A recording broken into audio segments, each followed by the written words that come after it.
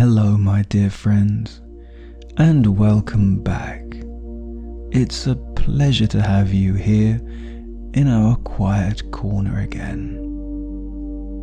Tonight, we are returning to the village lanes for a story that reminds us how gently a community can heal when a mistake is mended with kindness. It is a tale of old gardens, secret hedgerows, and a little moral knot that untangles perfectly just in time for bed. So let the world outside grow distant. Let your breathing slow down to a long, easy rhythm, and let us wend our way into the silver grey dawn of a morning long ago. The daylight had broken in shades of pale slate and frosted pewter, the sun a coin of cold silver behind the ridge of the high dales. A crisp, sharp frost had visited the valley overnight, dusting the cabbage leaves with a crystalline lace and turning the grass into stiff white needles that gave a satisfying, brittle crackle beneath a foot. Down the garden path of Bramblewick Cottage, old Mr. Bramblewick moved with a slow, heavy-gaited pace. He wore his thickest wool coat, the one patched at the cuffs with a dark tweed, and carried a shallow, oval willow trug basket beneath his arm. The cold air pinched his cheeks, turning his breath into plumes of thick white steam that rose and vanished into the motionless autumn sky. He was heading to the cedar hen house to gather the morning's yield for Nash the baker. Today was the eve of the mayor's birthday, and the entire valley was relying on Nash's grand celebration cake, a rich three-tiered masterpiece of spice, wild honey, and yellow autumn plums that required 24 of the richest yellow-yolked eggs Mr. Bramblewick's finest hens could provide. The bunnies were already there, waiting by the garden gate. Millie Moonbeam and Berry had brought a small earthenware flask of hot ginger tea to keep the old man's hands warm, while Caratina was busy scattering a handful of dried maize for the birds. Mr. Bramblewick lifted the heavy iron latch of the henhouse door. It gave a familiar dry clink in the stillness. But as the door swung open, the expected, cheerful morning chatter of the flock was entirely absent.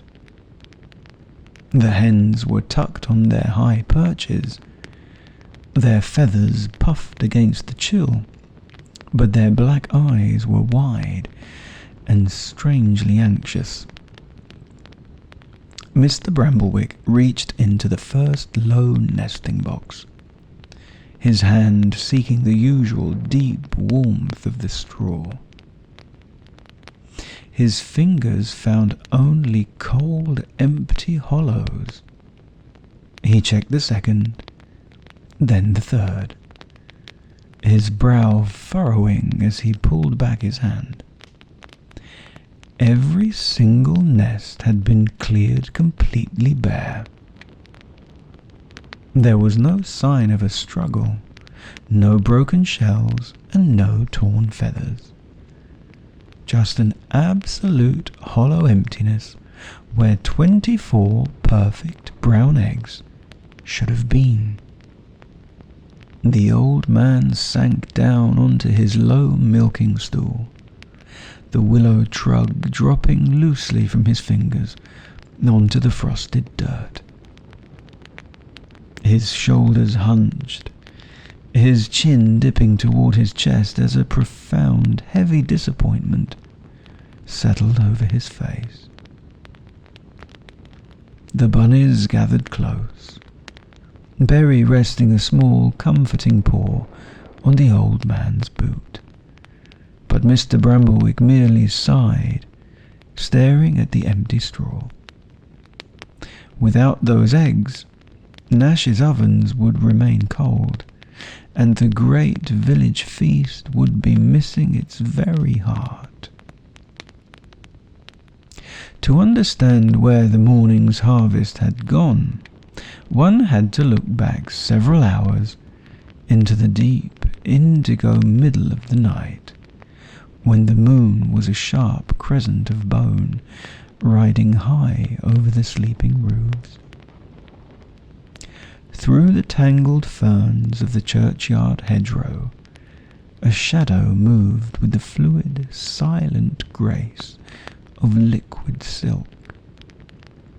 This was Wibbin Pinchpouch of Blackberry Copse, a wily, handsome stoat, whose summer coat was just beginning to mottle into the cream and white of his winter vest. His paws left no trace on the dewy grass. His dark amber eyes were bright with a sharp, calculating intelligence. Wibbin Pinchpouch prided himself on being a creature of exceptional refinement. As he slipped beneath the loose floorboard of Mr. Bramblewick's henhouse, his mind was occupied not by malice, but by a peculiar, vanity-driven philosophy. I am, after all, a gentleman of the copse, Wibbin reasoned to himself, his whiskers twitching as he smelled the warm, feather-scented air of the coop. A lesser beast, a common fox or a crude weasel, would have taken the hens. But I leave the birds completely unblemished. I spare the farmer his flock. Really, the old man should be profoundly grateful for my restraint. It is a highly civilized trade. Anchored by this self-satisfied logic, Wibbin went to work with the meticulous efficiency that earned him his name. He didn't break a single shell. Moving with absolute patience, he used his chin and forepaws to roll one heavy porcelain smooth egg at a time out through the gap in the timber. The eggs were heavy and warm, their matte shells nestled against his chest as he navigated them through the dark. Wibbin ferried them one by one down the lane, burying them deep within a secret dry chamber beneath the gnarled roots of an ancient elderberry tree, bedding each one down in a cushion of dried bog moss so they wouldn't cling together. By the time the first blush of bruised elderberry light broke in the east, 24 perfect eggs sat in neat, geometric rows within his subterranean pouch. Wibbin sat at the entrance of his root home, meticulously preening the cream fur of his chest with a small pink tongue. He felt a deep sense of accomplishment. He had secured a magnificent winter pantry without harming a single hen.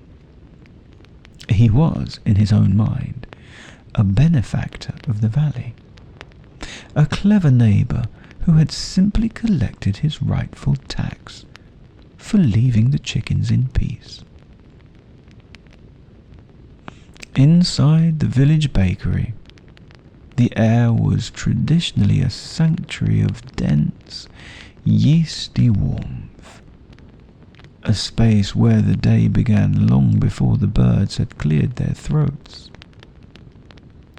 Nash the baker wore a linen apron stiffened with starch and dusted with the pale, dry rime of stone-ground wheat. Usually, his kitchen was a symphony of industrious sounds, the rhythmic thump, slap of dough against the sycamore table, the sharp scrape of the iron ash rake, and the deep, comforting roar of the gorse wood burning inside the cavernous brick ovens. But on this particular morning, the bakery was wrapped in an unusual melancholy stillness. The great wood-fired ovens, built from river stone and lined with thick fire bricks, remained cold and dark, their iron doors shut tight like heavy eyelids. Rosco and the bunnies made their way through the low doorway, their boots tracing the stone floor that was worn smooth and white by generations of busy paws. They found Nash sitting on an overturned flour barrel, cradling a cold earthenware mug of chicory coffee. Beside him stood the empty mixing troughs, long hollowed-out logs of seasoned ashwood that had been scrubbed until the grain was pale and dry, waiting in vain for the rich ingredients of the mayor's birthday celebration cake. "It is the lack of the gold," Nash said softly, his voice echoing slightly in the quiet room. He pointed toward a huge ceramic bowl that sat in the center of the workspace. Beside it lay the other components of the feast, gathered with immense care over the preceding weeks.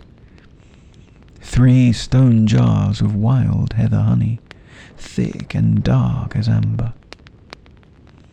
a sack of fine silk-sifted pastry flour, and 2 willow baskets of small, wrinkled autumn plums that smelled faintly of brandy and frost. "Everything is here. The spices are ground, the nutmeg, the ginger, the dried cloves. But without Mr. Bramblewick's eggs, the batter will have no body. It will not rise into the grand, 3-tiered crown the valley expects. Oh, the feast cannot go on." Millie Moonbeam stepped closer to the long pastry table, her paw tracing the edge of the empty ceramic bowl. Caratina and Berry sat quietly on a low bench, the weight of the village's disappointment hanging heavily in the warm flower-scented air. For as long as they could remember, the mayor's birthday celebration had been the true anchor of the autumn season, a time when the weavers, the shepherds, the badgers and the water voles all sat down at one common table to share the harvest before the dark winter months set in. Nash reached for his long wooden sieve, giving it a short, listless shuckle over the trough. A fine, ghostly cloud of white dust rose and settled across the dark wood, a quiet reminder of a beautiful plan that had ground to a sudden, sorrowful halt. There was no anger in the bakery, only a profound, leaden sadness that seemed to seep from the cold stone walls and settle deep within their chests. High above the village lanes, where the wild gorse bushes gave way to the dense, tangled thickets of blackberry copse, Wibbin Pinchpouch sat at the mouth of his subterranean larder. The ancient elderberry tree above him cast long, lace-like shadows across the mossy ground, its gnarled roots forming a sturdy, timbered roof over his hidden shelter. Wibbin was in an exceptionally fine mood. He had spent the last hour arranging his stolen bounty into a flawless geometric grid within the dry bog moss. 24 perfect, matte brown eggs sat in the cool dark, looking for all the world like a collection of rare pearls hoarded by a merchant of the Dales. He wiped his whiskers with a sleek paw, thoroughly pleased with his own cleverness. He had proven his superiority as a gentleman predator. He had taken his prize without making a single scene. But as the sun climbed higher into the pale pewter sky, a strange, unfamiliar unrest began to drift up from the valley. Wibbin pricked his sharp, black-tipped ears. The usual sounds of the morning were entirely missing. There was no cheerful clatter of iron-rimmed cartwheels on the gravel, no distant melodic whistling from the smithy, and the great bronze bell atop the parish hall, which usually rang out a bright 12-stroke noon cadence, gave only a single low melodic toll that sounded like a sigh across the moorland. Curiosity, mixed with a tiny prickle of unease, nudged Wibbin out from beneath the elderberry roots. He slipped through the ferns like a streak of cream silk, positioning himself on a high limestone ledge that overlooked Mr. Bramblewick's garden. Through the bare branches of the hawthorn hedge, Wibbin watched the cottage. He saw old Mr. Bramblewick sitting on that same low milking stool by the hen-house door, his head buried in his rough hands. He saw the bunnies standing beside him in absolute silence, their long ears drooping with a heavy, sympathetic sadness. Then down the lane, he saw Nash the baker walking slowly toward the cottage, his white apron tied loosely, his hands empty. Wibbin's clever, self-satisfied logic began to crack. They are not angry, Wibbin thought, his dark eyes widening as he watched the old man's shoulders give a small, ragged heave. They are broken-hearted. The elaborate scaffolding of his self-justification, the proud idea that he was a civilized benefactor because he hadn't harmed the hens, suddenly collapsed into dust. He had told himself he was merely collecting a tax, a small fee for his mercy. But looking down at the quiet, sorrowful gathering by the coop, Wibbin realized a harder, simpler truth. Theft was theft, regardless of the harm he had chosen not to inflict. His civilized trade had not been an act of refinement. It had been an act of vanity that had stolen the very joy out of the valley. He looked back toward Blackberry Copse, where his beautiful hidden hoard lay in the dark. For the first time in his life, the sight of his full pantry did not bring him a sense of wealth.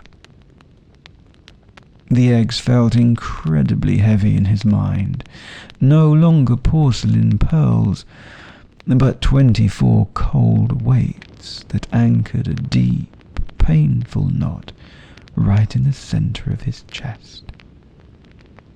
His paws grew cold, and a profound crisis of conscience swept over him, erasing every bit of his roguish pride. He had the eggs, yes, but he had cast a long, dark shadow over the only home he knew. The evening arrived in shades of deep damson and charcoal, bringing with it a thick, damp lavender mist that rose from the marsh dales and crawled over the stone walls of the village. It was a protective, silencing fog that muffled the world, turning the distant trees into soft, ghostly shapes, and holding the valley in a stillness so absolute that you could hear the single crisp plop of a ripe acorn falling into the deep moss. Under the cover of this heavy autumn twilight, a cream and brown shadow emerged from the roots of the ancient elderberry tree in Blackberry Copse. Wibbin Pinchpouch was moving with an extraordinary painstaking slowness. His roguish pride had entirely vanished, replaced by a quiet, determined solemnity.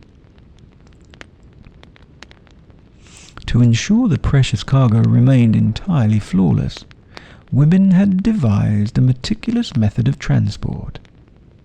He had gathered large, thick dock leaves, wilted by the frost until they were as soft and pliable as green flannel. He wrapped each egg securely in its own leafy blanket, tying the tiny parcels with strands of dried dry grass. One by one, using his chin and his chest to nudge them through the misty ferns, Wibbin ferried the stolen harvest back down the slope of the dale. The journey was a slow, hypnotic labour. Rustle, slide, pause. Wibbin's breath came in even white puffs in the chilly air as he worked. His small paws left no scent on the damp gravel of the village lane. He navigated the perimeter of Bramblewick Cottage, slipping beneath the hawthorn hedge until he reached the heavy timber door of the cedar hen house. Moving with the stealth of silk, he slipped beneath the loose floorboard. The hens on their high perches gave only a low, sleepy cluck, their feathers ruffling softly as they recognized the familiar scent of the copse. One by one, with absolute gentleness, Wibbin untied the grass knots, peeled back the dock leaves, and rolled the heavy porcelain-smooth eggs back into the hollows of the straw nesting boxes. The sound of the eggs settling into their proper beds was a deep comfort in the dark coop. Wibbin worked until his limbs felt leaden and his own coat was slicked with the evening dew. ensuring every single nest was restored to its proper warm abundance. Just as he finished placing the 24th egg into the central box, the iron latch of the outer door gave a sudden clink. Old Mr. Bramblewick had come down the path with his iron lantern to check on the birds before lock-up. Rosco and the bunnies followed closely behind, their boots making a soft, crunching rhythm on the grass. As the amber lantern glow flooded the coop, illuminating the rows of perfect brown eggs resting safely in the straw, a collective gasp of pure wonder rose from the group. "They've returned," Mr. Bramblewick whispered, his voice trembling slightly with a profound sudden joy. Wibbin didn't run. He remained tucked quietly in the shadows beneath the nesting boxes, his dark amber eyes catching the edge of the lantern light. Rosco looked down, his face softening into a knowing, gentle smile as he spotted the tip of the stoat's cream tail and the pile of discarded dock leaves. There was no anger, no shouting, and no blame. The moral knot had been untangled in the dark, and the valley's heart was whole once more. By the following afternoon, the melancholy stillness that had hung over the village had completely dissolved, replaced by the bustling, delicious industry of the feast day. Nash, the baker's kitchen, started working at a frantic yet joyful pace to make up for lost time. The great brick ovens had been stoked with bundles of sweet ash and birchwood until the iron doors glowed with heat. Inside the mixing troughs, the miracle of the celebration cake was unfolding. Nash's assistants used heavy wooden ladles to beat the 24 golden yolk eggs into the white pastry flour, creating a batter so thick, rich, and creamy it looked like molten gold.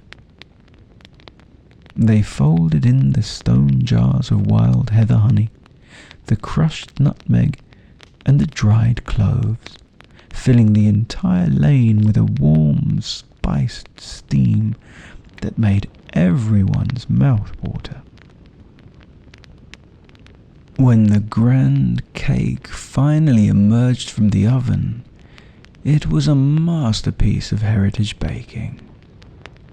Nash arranged it in 3 magnificent tiers, its crust a deep, glossy chestnut brown, crowned with the sweet ribbons of the yellow autumn plums that had caramelized into a rich glaze. The village feast was held right down the spine of the lane, beneath the sheltering branches of the great willows. Long harvest tables of scrubbed oak had been joined together, covered in cloths of linen and crowded with stoneware platters of roasted parsnips, cold elderberry cordial, and thick trenches of fresh barley bread.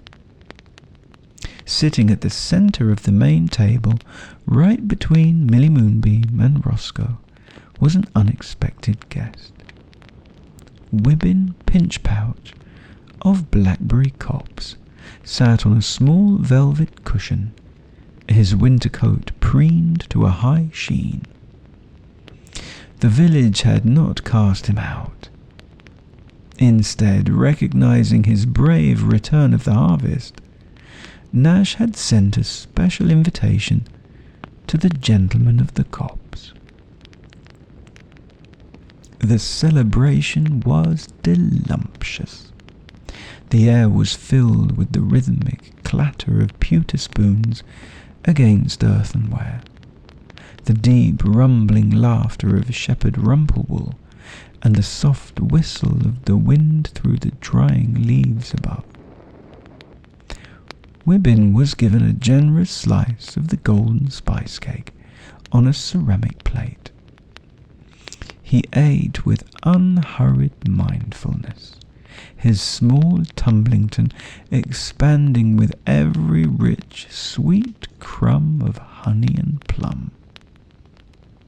For the first time, he understood that the truest wealth wasn't what you hoarded in the dark, but what you shared in the light of a grateful community. As the golden hour faded into the purple dusk, a deep, immovable drowsiness claimed the long table. The heavy feast had done its work, turning limbs to lead and slowing the village chatter to a sleepy whisper. Benches gave heavy, lazy scrapes against the gravel as the residents began to wend their way back to their respective hearths.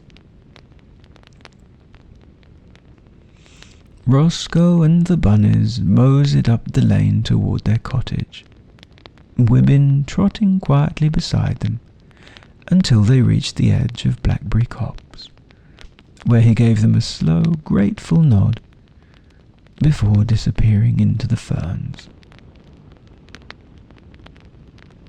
Inside the cottage, the air was perfectly still and thick with the baking warmth of the stove.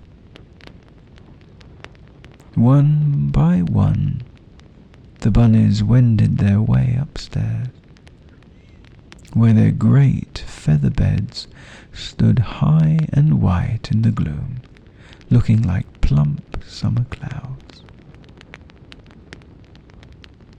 Millie Moonbeam slipped between the fresh linen sheets, her small frame sinking instantly into the deep down until the bed rose up around her, shaping itself to her body.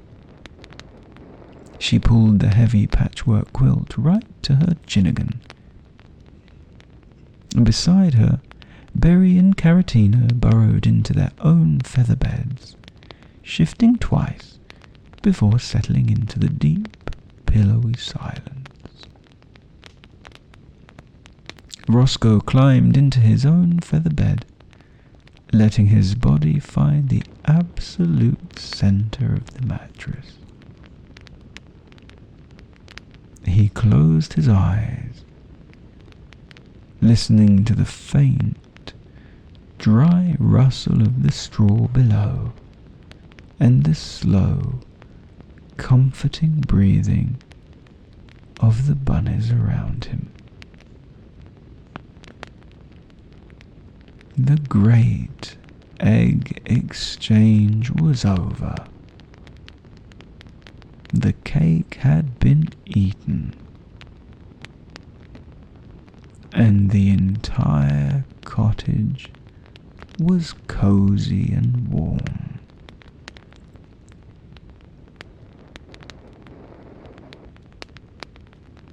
As you let your own eyes close fully now, and you sink into the absolute support of your bed, let these gentle thoughts wrap around you like a blanket of soft velvet.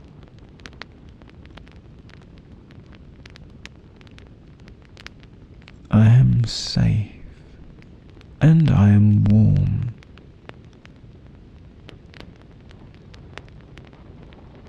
My hands are at rest, and my day is complete.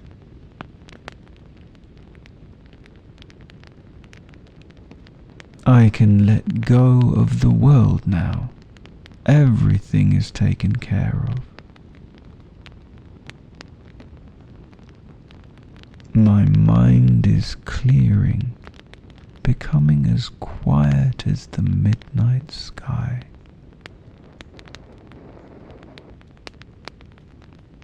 I'm surrounded by comfort, inside and out.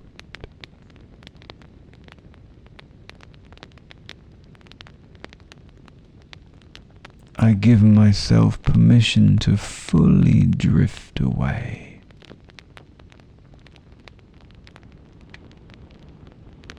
I am protected. I am at peace. I am ready for sleep.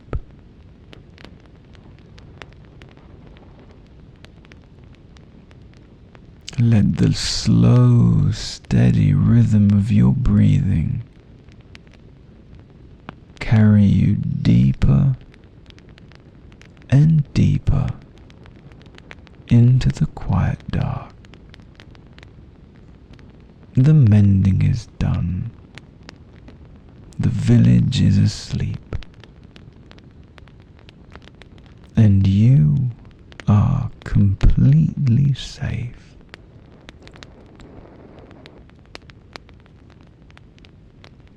All was snug. All was well. Night, night.